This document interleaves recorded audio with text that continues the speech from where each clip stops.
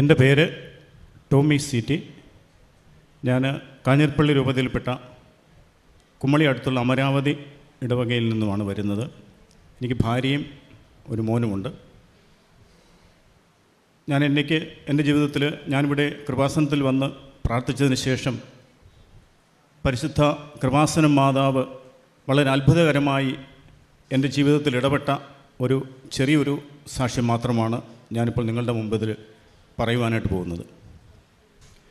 ഞാൻ 2021 നവംബർ മാസത്തിലാണ് ഞാൻ ആദ്യമായി ഇവിടെ വന്ന് പ്രാർത്ഥിക്കുകയും ഉടമ്പടി എടുക്കുകയും ചെയ്തത്. ഞാനിവിടെ വരാനുണ്ടായ കാരണം സാമ്പത്തിക തകർച്ച ആണ് അതിൻ്റെ പ്രധാനപ്പെട്ട ഒരു കാരണം. ഞാൻ ഏകദേശം 78 ലക്ഷം രൂപയോളം കടക്കാരനായിരുന്നൊരു വ്യക്തിയാണ്.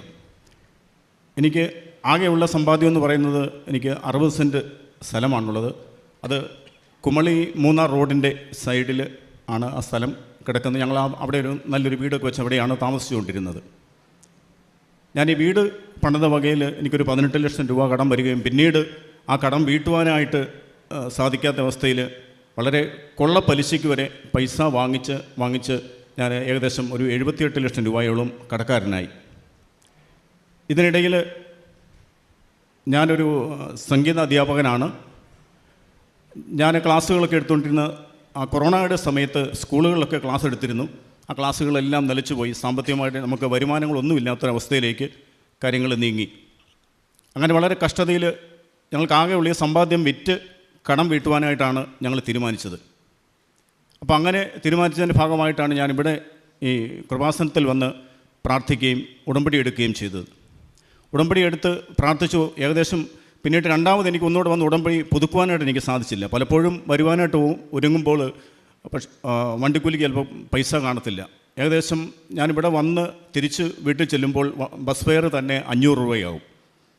പിന്നെ ഭക്ഷണത്തിൻ്റെ ചിലവുകൾ അത് ഇല്ലാത്ത ഒരു സാഹചര്യത്തിൽ പലപ്പോഴും എനിക്ക് വരുവാനായിട്ട് പല തടസ്സങ്ങളും ഉണ്ടായി.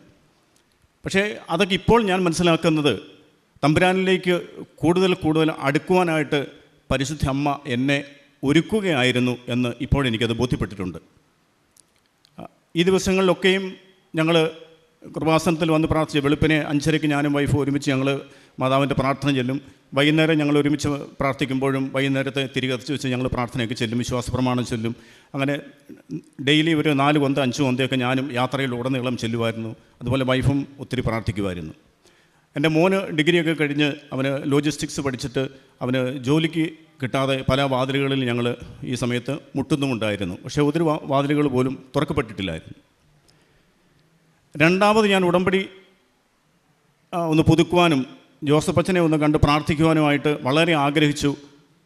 എന്നോട് എൻ്റെ വൈഫും മോനും ഒക്കെ എപ്പോഴും പറയും, ഡാഡി വന്നു പോയി അച്ഛനെ കണ്ടെന്ന് പ്രാർത്ഥിക്കുക, നമ്മുടെ സ്ഥലം കച്ചവടമാകും, അങ്ങനെ നമുക്ക് ഈ കടത്തിൽ നിന്ന് നമുക്ക് രക്ഷപ്പെടാം, നമുക്ക് ആത്മഹത്യയിൽ നിന്ന് നമുക്ക് രക്ഷപ്പെടാം, ജപ്തി നടപടിയിൽ നമുക്ക് രക്ഷപ്പെടാം എന്ന് അവർ രണ്ടുപേരും എന്നോട് നിരന്തരമായിട്ട് പറയുമായിരുന്നു.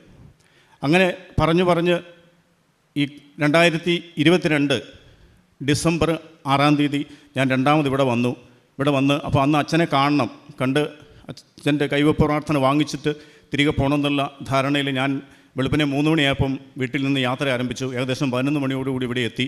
പ്രാർത്ഥനയിലൊക്കെ കൂടി ഉടമ്പടി പുതുക്കി. അത് കഴിഞ്ഞിട്ട് അച്ഛനെ കാണുവാനായിട്ട് ടോക്കൺ എടുക്കുവാനായിട്ട് അവിടെ പോയി ക്യൂവിൽ നിന്നു. മണിക്കൂറുകൾ ക്യൂവിൽ നിന്ന് ഞാൻ ആ ടോക്കൺ കൊടുക്കുന്ന റൂമിൻ്റെ അടുത്ത് വാതിക്കലെത്തിയപ്പോൾ അവിടെ വാതിക്കൽ നിൽക്കുന്ന വ്യക്തി ഒരു കാരണവശാലും എനിക്ക് ടോക്കൺ തരത്തില്ല, എന്നെ അങ്ങോട്ട് കയറ്റി വിടത്തില്ല.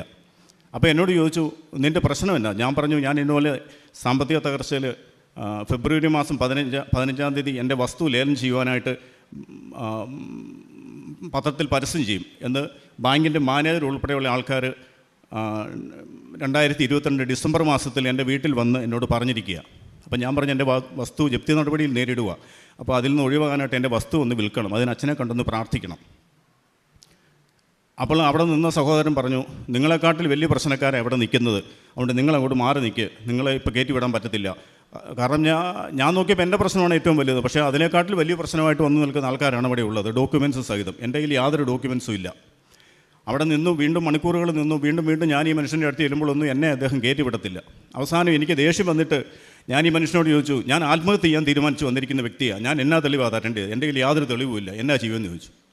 അപ്പോൾ ഈ മനുഷ്യൻ പറഞ്ഞു, സഹോദരൻ അങ്ങനെ ഒന്നും പറഞ്ഞിട്ട് കാര്യമില്ല, ഇവിടുത്തെ നിയമങ്ങളൊക്കെ ഇങ്ങനെയാണ്, നിങ്ങളുടെ പ്രശ്നം എന്നാന്ന് വെച്ചാൽ ആ പ്രശ്നം പരിഹരിക്കാനുള്ള ഡോക്യുമെൻറ്റ്സ്, നിങ്ങൾ രോഗിയാണെങ്കിൽ അത് നിങ്ങളെ ചികിത്സിക്കുന്നതിനുള്ള ഡോക്ടറെ സബ്സ്ക്രിപ്ഷൻ ഉണ്ടല്ലോ അത് തരിക, അല്ലെങ്കിൽ നിങ്ങൾ ജപ്തി നടപടി നേരിടുന്ന ആളാണെങ്കിൽ അതിൻ്റെ പേപ്പർ തരിക, ഇങ്ങനെയൊക്കെ എന്നോട് പറഞ്ഞു. അല്ലെങ്കിൽ നിങ്ങളുടെ സ്ഥലം വിൽക്കണോ, നിങ്ങളുടെ വസ്തുവിൻ്റെ ഒരു പ്രമാണത്തിൻ്റെ ഒരു കോപ്പിയോ എന്തെങ്കിലും നിങ്ങൾ കൊടുക്കുന്ന ആ പ്രമാണം അച്ഛൻ അൾത്താരയിൽ സമർപ്പിച്ച് പ്രാർത്ഥിക്കുമ്പോഴാണ് നിങ്ങൾക്ക് അനുഗ്രഹം കിട്ടുന്നത് എന്നൊക്കെ അദ്ദേഹം എന്നോട് പറയുന്നു. പക്ഷേ എൻ്റെ കൈവശം ഇതൊന്നുമില്ല. അവസാനം ഏകദേശം ഒരു 3:30 സമയമായപ്പോൾ ഞാൻ ഇനിയിപ്പം അച്ഛനെ കാണാൻ യാതൊരു സാധ്യതയില്ല, തിരികെ പോയേക്കാം എന്ന് തീരുമാനിച്ച് ഞാൻ എൻ്റെ ഫോൺ എടുത്തിട്ട് ഞാൻ വൈഫിനെ ഒന്ന് വിളിച്ചപ്പോൾ വൈഫ് എന്നോട് പറഞ്ഞു, ടോമിച്ചായ കുറച്ച് നേരം കൂടെ അവിടെ നിൽക്കുക, എങ്ങനെയെങ്കിലും അച്ഛനെ കണ്ടിട്ട് വാ എന്ന് പറഞ്ഞു. ഞാൻ പറഞ്ഞു, ഒരു രക്ഷയില്ല മോളെ, ഇവിടുന്ന് പോരാതെ നമുക്ക് ടോക്കൺ കിട്ടത്തില്ല, കാണാൻ പറ്റത്തില്ല.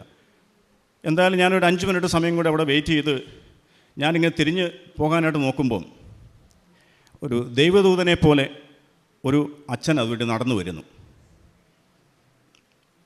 ആ അച്ഛനോട്, അച്ഛാ എനിക്ക് 1 മിനിറ്റ് സമയം തരാമെന്ന് ചോദിച്ചു. എന്നാ മോനെ എന്ന് ചോദിച്ചു. ഞാൻ കരഞ്ഞുകൊണ്ട് ഞാൻ അച്ഛനോട് എൻ്റെ പ്രശ്നം പറഞ്ഞു. ഉടനെ അച്ഛൻ എന്നോട് പറഞ്ഞു, ഇവിടുത്തെ കാര്യങ്ങളൊക്കെ ഇങ്ങനെയാണ്, നിങ്ങളുടെ പ്രശ്നം ആ സ്ഥലം വിൽക്കാനാണെങ്കിൽ ആ സ്ഥലത്തിൻ്റെ പ്രമാണം അച്ഛൻ്റെ കൊണ്ട് കൊടുക്കുക, അച്ഛൻ അത് മാതാവിൻ്റെ സന്നിധിയിൽ പ്രാർത്ഥിച്ച് കഴിയുമ്പോൾ നിങ്ങൾക്ക് അനുഗ്രഹം കിട്ടുമെന്ന് പറഞ്ഞു. അച്ഛാ ഞാൻ ഇന്ന് അതൊന്നും കൊണ്ടുവന്നിട്ടില്ല. അച്ഛൻ പറഞ്ഞു, നീ വീട്ടിൽ പോയിട്ട് അതെടുത്തുകൊണ്ട് നാളെ വാ. അച്ഛാ ഞാൻ പറഞ്ഞാൽ നാളെയൊക്കെ വരാനൊക്കെ എനിക്ക് സാമ്പത്തികമായിട്ട് ഭയങ്കര തകർച്ച, ഞാൻ ഇപ്പോൾ തന്നെ പൈസ കടം വാങ്ങിച്ചാൽ ഞാൻ വന്നത്, ഈ നാളെയും പോയിട്ട് വരണമെങ്കിൽ എൻ്റെ ഈ പൈസ ഇല്ല, ഭയങ്കര ബുദ്ധിമുട്ടാണ് അച്ഛാ, എനിക്ക് ഇന്ന് എങ്ങനെയെങ്കിലും കാണാനുള്ള അവസരം ഉണ്ടാക്കിത്താ മോനെ, അങ്ങനെ പറ്റത്തില്ല, നീ പോയിട്ട് വാ എന്ന് പറഞ്ഞു. ശരി അച്ഛാ എന്ന് പറഞ്ഞ് ഞാൻ ഇവിടുന്ന് പോയി, ഞാൻ അടുത്ത ബസ്സിൽ കയറി ഞാൻ വീട്ടിൽ ചെന്നു. പിറ്റേ ദിവസം വരാൻ പറ്റിയില്ല. അതിനടുത്ത് ഞാൻ ആദ്യമേ വന്നിട്ട് പോയതൊരു ചൊവ്വാഴ്ചയാണ്, പിന്നെ ഞാൻ വരുന്നത് വെള്ളിയാഴ്ചയാണ്. വെള്ളിയാഴ്ച രാവിലെ പതിവ് സമയത്ത് ഞാൻ 3 മണിയായപ്പോൾ ഞാൻ വീട്ടിൽ നിന്നും പോന്നു. അപ്പോൾ ഞാൻ പോരുമ്പം എൻ്റെ ആധാരത്തിൻ്റെ ഒരു കോപ്പിയും കൂടെ ഞാൻ എടുത്തിരുന്നു. ഞാനിവിടെ 11 മണിയായപ്പോഴത്തേനും വന്നു, പ്രാർത്ഥനയിലൊക്കെ കൂടി. അത് കഴിഞ്ഞിട്ട് ഞാൻ അവിടെ വീണ്ടും പഴയ പോലെ അവിടെ പോയി ക്യൂ നിന്നു, അച്ഛനെ കാണാനൊരു ടോക്കൺ വാങ്ങിക്കാൻ വേണ്ടി. അപ്പം ഞാൻ വീണ്ടും ആ ബൂത്തിൻ്റെ സൈഡിൽ അടുത്തപ്പോഴത്തേനും തലേ ദിവസം അവിടെ നിന്ന് ആ ചേട്ടൻ തന്നെ അവിടെ നിൽക്കുന്നു. ആ ചേട്ടൻ്റെ പേരെനിക്ക് അറിയത്തില്ല, ഞാൻ ഓർക്കുന്നില്ല. ആ ചേട്ടൻ പറഞ്ഞു, നിങ്ങളെ കയറ്റി വിടാൻ പറ്റത്തില്ല, നിങ്ങളെക്കാട്ടിൽ വലിയ പ്രശ്നക്കാരാണ് ഇവിടെ നിൽക്കുന്നത്. പഴയപടി തന്നെ പുള്ളി എന്നോട് വീണ്ടും ആവർത്തിച്ചു, എന്നെ ഒരു കാരണവശാലും കയറ്റി വിടത്തില്ല. ഞാൻ അവിടുന്ന് കുറേ നേരം നിന്ന് കരഞ്ഞു. ഞാൻ കരഞ്ഞിട്ട്, കാരണം ഞാൻ അതുപോലെ തകർന്ന് നിൽക്കുന്ന ഒരു ആളാണ്. എനിക്ക് ആകെ ഉള്ളതെന്ന് പറഞ്ഞാൽ ഞാൻ പറഞ്ഞു 84 സെൻറ്റ് സ്ഥലമാണ്, അതിനകത്ത് 24 സെൻറ്റ് ചേട്ടൻ്റെ വീതമാണ്, ബാക്കി 60 സെൻറ്റ് സ്ഥലമേ ഉള്ളൂ എനിക്ക്. അത് വിറ്റാൽ പോലും വീഴാൻ പറ്റാത്ത കടമാണ് എനിക്കുള്ളത്. അപ്പം ഞാൻ തകർന്ന് തരിപ്പണമായി നിൽക്കുക. ഞാൻ അവിടുന്ന് കുറച്ച് നേരം അവിടെ നിന്ന് കരഞ്ഞു കഴിഞ്ഞിട്ട് ഞാൻ വീണ്ടും അവിടെ ക്യൂവിൽ പോയി നിന്നിട്ട് വീണ്ടും ഈ ബൂത്തിന് അടുത്തപ്പം ഞാൻ എന്തായാലും എൻ്റെ ചെവിയിൽ ആരോ മന്ത്രിക്കുന്നു, ആൻ്റണി അച്ഛൻ പറഞ്ഞിട്ട് വന്നതാണെന്ന് പറയാൻ പറഞ്ഞു. ഞാൻ ഉടനെ ആ മനുഷ്യനോട് പറഞ്ഞു, പ്രഭു ആൻ്റണി അച്ഛൻ പറഞ്ഞിട്ടാണ് ഞാൻ ഇന്ന് വന്നത്, ഇന്നതാണ് എൻ്റെ പ്രശ്നം എന്ന് പറഞ്ഞു. അപ്പോൾ ആ മനുഷ്യൻ എന്നോട് പറയുക, പ്രഭു ആൻ്റണി അച്ഛനോട് എന്നെ ഒന്ന് വിളിക്കാൻ പറയാൻ പറഞ്ഞു. ഞാൻ എങ്ങനെയാണ് ചെയ്യുന്നത്? ഈ പ്രഭു ആൻ്റണി അച്ഛൻ ഞാൻ എവിടെ പോയി കണ്ടുപിടി? ഇവിടെ 10,000 കണക്കിന് ആൾക്കാർ നിൽക്കുന്നു, ഒത്തിരി അച്ഛന്മാരുണ്ട്. ഇതിനകത്ത് പ്രഭു ആൻ്റണി അച്ഛനെ നോക്കിയിട്ട് കണ്ടുപിടിക്കാൻ ഒരു മാർഗ്ഗവുമില്ല. അവസാനം ഞാനിവിടെ ഒരു സിസ്റ്ററിനോട് ചോദിച്ചു. അപ്പോൾ സിസ്റ്റർ പറഞ്ഞു, അച്ഛൻ കുമ്പസാരിപ്പിക്കുക എന്ന് പറഞ്ഞു. രക്ഷപ്പെട്ടല്ലോ എന്നോർത്ത് ഞാൻ ഓടി മുകളിൽ ചെന്നപ്പം കുറേ അച്ഛന്മാർ പല കുമ്പസാരക്കൂടുകളിലിരുന്ന് കുമ്പസാരിപ്പിക്കുന്നുണ്ട്. ഇതിൽ ഏത് കുമ്പസാരക്കൂട്ടിലാണ് പ്രഭു ആൻ്റണി അച്ഛൻ ഇരിക്കുന്നതെന്ന് എനിക്കറിയത്തില്ല, എങ്ങനെ കണ്ടുപിടിക്കും? യാതൊരു മാർഗ്ഗവുമില്ല. അപ്പോഴും ദൈവം എന്നെ കൈവിട്ടില്ല. മറ്റൊരു ദൈവദൂതനെ എൻ്റെ മുമ്പിൽ പ്രത്യക്ഷപ്പെടുത്തി. ഒരു കൊച്ചച്ഛൻ കുമ്പസാരക്കൂട്ടിൽ നിന്ന് ഇറങ്ങി വരുന്നു. ഞാൻ ഉടനെ ഈ അച്ഛനോട് ചോദിച്ചു, അച്ഛാ എന്നെ ഒന്ന് സഹായിക്കാവോ? ഇത്രയും ഞാൻ പറഞ്ഞല്ലോ. ഉടനെ അച്ഛൻ എന്നോട് പറഞ്ഞു, മോനെ ഞാൻ ഇവിടെയുള്ള ആളല്ല, എനിക്കിവിടെ വേറെ പ്രത്യേകിച്ച് റൈറ്റ് ഒന്നുമില്ല. അതെ, ആ പ്രഭു ആൻ്റണി അച്ഛൻ ആ കൂട്ടിലുണ്ട്, അങ്ങോട്ട് ചെന്ന് അച്ഛനെ കണ്ടോളാൻ പറഞ്ഞു. അപ്പോൾ എനിക്ക് കാണേണ്ട ആളെന്ന് പറയുന്നത് പ്രഭു ആൻ്റണി അച്ഛനാണ്. അതിന് ദൈവം ഒരു വഴി ഒരുക്കി ആ കൂടെ എനിക്ക് കറക്റ്റ് കാണിച്ചു തന്നു. ആ ആൾ എഴുന്നേൽക്കുമ്പോൾ അവിടെ പോയി ഇങ്ങനെ കൊട്ടിയാൽ മതി, അച്ഛനെ കാണാൻ പറ്റുമെന്ന് പറഞ്ഞു. കുമ്പസാരിച്ചു കൊണ്ടിരുന്ന ആൾ എഴുന്നേറ്റ് പോയി. ഉടനെ ഞാൻ അവിടെ ചെന്ന് വാതിലയിൽ ഇങ്ങനെ കൊട്ടി, അച്ഛൻ കണ്ടു. അച്ഛനോട് ഞാൻ കാര്യങ്ങൾ പറഞ്ഞു. ഉടനെ അവിടെ ഇരുന്നുകൊണ്ട് തന്നെ അച്ഛൻ ഫോൺ എടുത്തിട്ട് ഇവിടെ നിൽക്കുന്ന ആളെ വിളിച്ചു. ഞാൻ പറഞ്ഞിട്ട് വന്ന ആളെ, പുള്ളിയുടെ ഭയങ്കര പ്രശ്നമാണ്, കൊണ്ട് പുള്ളിക്ക് ഒരു ടോക്കൺ കൊടുക്കണം എന്നെല്ലാം പറഞ്ഞു. പൊക്കോളാൻ പറഞ്ഞു. ഞാൻ താഴെ ഇറങ്ങി വന്നു. ഞാനിവിടെ വന്നപ്പോഴത്തേനും ബാ എന്ന് പറഞ്ഞ് വലിയ VIP വിളിക്കുന്ന പോലെ വാ എന്നും പറഞ്ഞ് എന്നെ വിളിച്ചു. പുള്ളി എനിക്ക് ടോക്കൺ തന്നു. ഞാൻ ആ ടോക്കണും കൊണ്ട് ഇവിടെ വന്നു മുട്ടുകുത്തി പ്രാർത്ഥിച്ചുകൊണ്ട് ഇരിക്കുന്ന സമയത്ത് ബഹുമാനപ്പെട്ട ജോസഫ് അച്ഛൻ പലർക്ക് വേണ്ടിയിട്ട് ഇവിടെ പ്രാർത്ഥിക്കുന്നുണ്ട്. അപ്പം എൻ്റെ ഒഴിവായപ്പോൾ ഞാനും കുറേ ആൾക്കാർ ഇവിടെ ഇതുപോലെ മുട്ടയിൽ നിന്ന് എൻ്റെ അടുത്ത് അച്ഛൻ വന്നിച്ച് ഒരു ക്രൂശിത രൂപം എൻ്റെ കയ്യിൽ തന്നു. എന്നിട്ട് എന്നോട് പറഞ്ഞു, നീ പ്രാർത്ഥിച്ചോളാൻ പറഞ്ഞു. ഞാൻ പ്രാർത്ഥിച്ചു. അത് കഴിഞ്ഞിട്ട് ഞാൻ ഈ ഡോക്യുമെൻ്റ് അച്ഛൻ്റെ കൊടുത്തു. അച്ഛനെ കൊടുക്കുന്നതിന് മുമ്പേ അച്ഛൻ എന്നോട് ചോദിച്ചു, എടാ നിനക്ക് ഇത്രയും രൂപ കടമുണ്ടല്ലോ, ഈ കടം വീട്ടാൻ നിൻ്റെ മുന്നിലുള്ള സ്ഥായിയായ മാർഗ്ഗം എന്താണ് എന്ന് അച്ഛൻ എന്നോട് ചോദിച്ചു. അപ്പോൾ അച്ഛനോട് ഞാൻ പറഞ്ഞു, അച്ഛാ ഈ ഒരു മാർഗ്ഗമേ ഉള്ളൂ, എൻ്റെ വസ്തുവിൻ്റെ പ്രമാണമാണിത്, ഈ വസ്തു വിറ്റാൽ മാത്രമേ എനിക്ക് എൻ്റെ കടം വിടാൻ പറ്റത്തുള്ളൂ എന്ന് പറഞ്ഞു. നീ പ്രാർത്ഥിച്ചോളം പറഞ്ഞ അച്ഛൻ ഈ ഡോക്യുമെൻ്റ് വാങ്ങിച്ച് പരിശുദ്ധ അമ്മയുടെ സന്നിധിയിൽ പോയി അച്ഛൻ അവിടെ നിന്ന് ഈ പ്രമാണത്തെ സമർപ്പിച്ച് അച്ഛൻ പ്രാർത്ഥിച്ചിട്ട് അച്ഛൻ തിരിഞ്ഞവിടെ നിന്ന് ഇങ്ങോട്ട് വരുമ്പോൾ അത്ഭുതമെന്ന് പറയട്ടെ, അച്ഛൻ്റെ മുഖത്തു നിന്നും വലിയൊരു പ്രകാശം എൻ്റെ മുഖത്തേക്ക് അടിക്കുകയാണ്. അച്ഛൻ്റെ മുഖം വളരെ പ്രസന്നമാണ്. അതോടൊപ്പം അച്ഛൻ്റെ മുഖം പ്രസന്നമായിരിക്കുന്നത് കണ്ടപ്പോൾ എൻ്റെ ഉള്ളിലും വലിയൊരു സന്തോഷം ഇങ്ങനെ നിറയുന്നുണ്ട്. അച്ഛൻ എൻ്റെ അടുത്ത് വന്ന് തലയെ കൈവച്ച് പ്രാർത്ഥിച്ചിട്ട് എന്നെ എഴുന്നേപ്പിച്ചിട്ട് മുഖത്തിങ്ങനെ തട്ടിയിട്ട് അച്ഛൻ എന്നോട് പറഞ്ഞു, നീ ധൈര്യമായിട്ട് പൊക്കോടാന്ന് പറഞ്ഞു. പ്രിയ സഹോദരങ്ങളെ, ഞാൻ വീട്ടിൽ ചെന്നു. 1 മാസം തികഞ്ഞില്ല, അതിനു മുമ്പായി പരിശുദ്ധ അമ്മ അത്ഭുതകരമായിട്ട് എൻ്റെ ജീവിതത്തിൽ ഇടപെട്ട് എൻ്റെ വസ്തുവിന് കച്ചവടം നടത്തി തന്നു. ജനുവരി മാസത്തിൽ എൻ്റെ വസ്തു കച്ചവടമാകുന്നു. ആ ജനുവരി മാസത്തിൽ കച്ചവടമായില്ലെങ്കിൽ ഫെബ്രുവരി 15-ാം തീയതി പത്രത്തിൽ പരസ്യം വരും എൻ്റെ വസ്തു ലേലം ചെയ്യുന്നതായിട്ട്. ആ വലിയ അപകടത്തിൽ നിന്ന് പരിശുദ്ധ അമ്മയുടെ മധ്യസ്ഥതയാൽ തമ്പുരാൻ എന്നിലേക്ക് വലിയ കൃപ ചൊരിഞ്ഞു. ഞാൻ വസ്തു വിറ്റു, പൈസ വാങ്ങി കൊടുക്കാനുള്ള ആൾക്കാരുടെ എല്ലാവരുടെയും പൈസ എല്ലാം കൊടുത്തു.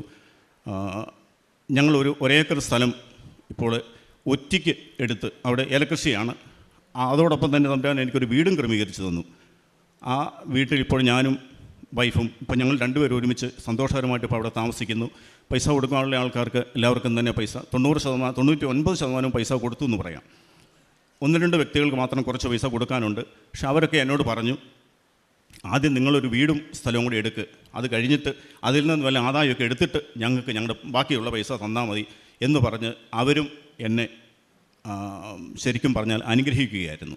അങ്ങനെ പരിശുദ്ധമ്മ എൻ്റെ ജീവിതത്തിൽ ഇടപെട്ട് വലിയ അത്ഭുതം എൻ്റെ ജീവിതത്തിൽ പ്രവർത്തിച്ചു. അതോടെ അതുകൂടാതെ ഞാനിവിടെ വന്ന് പ്രാർത്ഥിച്ചതിൻ്റെ ഫലമായിട്ട് എൻ്റെ മോന് ബാംഗ്ലൂർ ഒരു കമ്പനിയിൽ, ബുള്ളറ്റ് ലോജിക് എന്ന് പറയുന്ന ഒരു കമ്പനിയിൽ അവന് ഇപ്പോൾ ജോലിയും അവിടെ ലഭിച്ചു.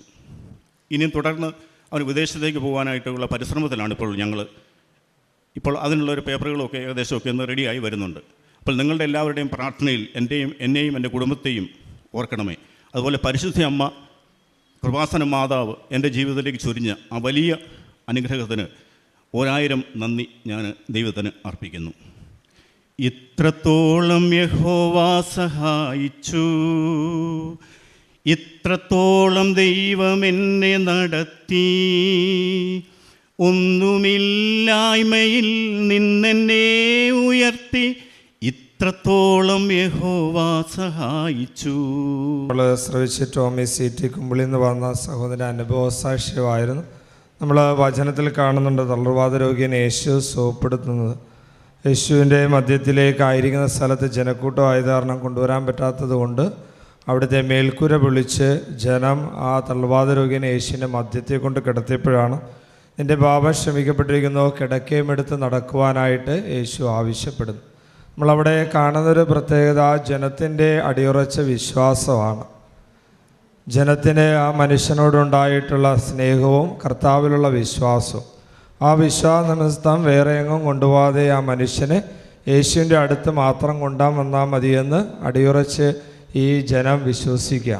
അതുമാത്രമല്ല, അവർക്ക് പെട്ടെന്ന് അടുത്തേക്ക് വരാൻ പറ്റാത്തത് കാരണം ആയിരിക്കുന്ന സ്ഥലത്തിൻ്റെ മേൽക്കൂര പൊളിച്ചു കൊണ്ടുവന്ന് കിടത്തുകയാണ്. ആ ജനക്കൂട്ടത്തിനിടയിൽ അവരെ വരിഞ്ഞു മാറ്റി നടുക്കൊണ്ടുവന്ന് കിടത്തുക. അപ്പോൾ അത്രയും കഷ്ടപ്പെട്ട് അവർ ആ തളർവാദ രോഗിനെ കൊണ്ടുവന്ന് നിർത്തുവാൻ കാരണം അവർക്ക് കർത്താവിലുള്ള ശക്തിയിലുള്ള അടിയുറച്ച വിശ്വാസമുണ്ടായിരുന്നു. കർത്താവിൻ്റെ മധ്യത്തിൽ കൊണ്ടുവന്നാൽ മതി, ഫ്രണ്ടിൽ കൊണ്ടുവന്ന് കിടത്തിയാൽ മതി, അവിടുന്ന് നോക്കിക്കൊള്ളുമെന്നുള്ളൊരു വിശ്വാസം. അപ്പം നമ്മുടെയൊക്കെ ജീവിതത്തിൽ ഈ തളർവാദ രോഗിയെ യേശുവിൻ്റെ അടുക്കിലേക്ക് എത്തിക്കുന്ന മനുഷ്യരുടെ ആ അടിയുറച്ച വിശ്വാസവും പ്രത്യാശയുമൊക്കെ നമുക്ക് സ്വന്തമാക്കാനായിട്ട് ശ്രമിച്ചു കഴിഞ്ഞാൽ നമ്മുടെ ജീവിത പ്രശ്നങ്ങളൊക്കെ ലളിതമായിരിക്കും. നമ്മൾ ഈ കേട്ടതും അതിന് തുല്യമാണ്. 78 ലക്ഷം രൂപ കടമുണ്ടായിരുന്ന ടോമിച്ചേട്ടൻ ഇന്ന് കർത്താവിനെ മഹത്വപ്പെടുത്തി ഇവിടെ വന്ന് സാക്ഷ്യം പറയുന്നുണ്ടെങ്കിൽ പരിശുദ്ധ അമ്മയുടെ മാധ്യസ്ഥ ശക്തിയും കർത്താവിൻ്റെ ഇടപെടൽ കൊണ്ട് ഒന്ന് മാത്രമാണ് നമുക്ക് അടിയുറച്ച് പറയാനായിട്ട് സാധിക്കും. 78 ലക്ഷം രൂപ കടം, ജപ്തി നോട്ടീസ് വരുന്നു, ലേലം വിളിക്കുവാനുള്ള പത്രത്തിൽ വാർത്ത കൊടുക്കുന്നു, ഈ ആത്മഹത്യയുടെ വക്കിൽ നിൽക്കുന്നു. ഇനി എങ്ങനെ അടുത്ത സമയത്തേക്ക് പോകാൻ പറ്റുമെന്നറിയില്ല. ഇവിടെ കഷ്ടപ്പെട്ട് വരുന്നു, വരാനുള്ള വണ്ടിക്കൂലി, ഭക്ഷണം കഴിക്കാനുള്ള പൈസ, ഇതൊന്നുമില്ലാത്തതിൻ്റെ ബുദ്ധിമുട്ട്. കരഞ്ഞ് നിലവിളിച്ച് അച്ഛനെ കാണാനായിട്ടൊരു അവസരത്തിന് വേണ്ടി കാത്തിരിക്കുന്നു. പല തടസ്സങ്ങളും മാറ്റി അവസാനം അച്ഛനെ കണ്ടപ്പോൾ അച്ഛൻ കുരിശുരൂപം കൊടുത്തിട്ട് നിൻ്റെ ആവശ്യം പറഞ്ഞുകൊള്ളാൻ പറഞ്ഞിട്ട് പറയുന്നതിന് മുമ്പ് തന്നെ പറഞ്ഞു, കടഭീഷണിയാണ്, എങ്ങനെ മാറ്റാനായിട്ട് സാധിക്കുമെന്ന് മാർഗം ഈ മകനോട് തന്നെ അന്വേഷിക്കുകയാണ്. ഈ സഹോദരൻ തന്നെ പറഞ്ഞു, ഇന്നിങ്ങനെ ചെയ്തു കഴിഞ്ഞാൽ സാധിക്കും. അച്ഛൻ പറഞ്ഞു, ഇനി ഒന്നുകൊണ്ട് നീ പേടിക്കണ്ട, അത് സാധിച്ചിരിക്കും, ധൈര്യമായിട്ട് പോവുക, നിൻ്റെ ജീവിതത്തിൽ മാറ്റമുണ്ടാവും. 1 മാസം തികഞ്ഞില്ല അതിന് മുമ്പ് കച്ചവടം നടന്നു. 99% കടങ്ങൾ വീട്ടാനായിട്ട് സാധിച്ചു. ഒറ്റയ്ക്ക് ഇപ്പോഴും താമസിക്കുന്നു. ബാക്കി 1% കടം കൊടുക്കാനുള്ളവർ പറഞ്ഞു, നിങ്ങൾക്ക് സ്വന്തമായൊരു വീടും സ്ഥലമൊക്കെ ആദ്യം ഉണ്ടാവട്ടെ, അതിന് ശേഷം നോക്കിയാൽ മതി. ഇന്ന് വളരെ സന്തോഷത്തോടു കൂടി ഒരു സംഗീത അധ്യാപകൻ, ദൈവത്തെ മഹത്വപ്പെടുത്തി വാഴ്ത്തി പാടുന്ന വ്യക്തി ഇന്ന് നമ്മുടെ മുന്നിൽ വളരെയധികം ശാന്തമായ മനസ്സോടുകൂടി, പേടിയില്ലാത്ത ഒരു ഹൃദയത്തോടു കൂടി ഉറച്ചു നിൽക്കുന്ന സാക്ഷ്യം പറയുവാൻ സാധിക്കുന്നുണ്ടെങ്കിൽ അമ്മ മറിയം ഭയങ്കരമായിട്ട് ജീവിതത്തിൽ സഹായിച്ചതുകൊണ്ടും സംരക്ഷിക്കുന്നത് കൊണ്ടുമാണ്. അപ്പോൾ അവളുടെ ജീവിതത്തിൽ ഇപ്രകാരം പരിശുദ്ധ അമ്മ നേർക്കുനേരെ നിന്ന് ഇടപെടുന്നുണ്ടെങ്കിൽ നമ്മുടെ ജീവിതത്തിലും പരിശുദ്ധ അമ്മ താങ്ങിക്കൊള്ളുമെന്നുള്ളൊരു ഉറപ്പും പ്രത്യാശയുമാണ് നമുക്കുണ്ടായിരിക്കും. നമുക്ക് ഈ സഹോദരനോർത്ത് കരങ്ങൾ അടിച്ച് പരിശുദ്ധ അമ്മയ്ക്ക് നന്ദി പറഞ്ഞു.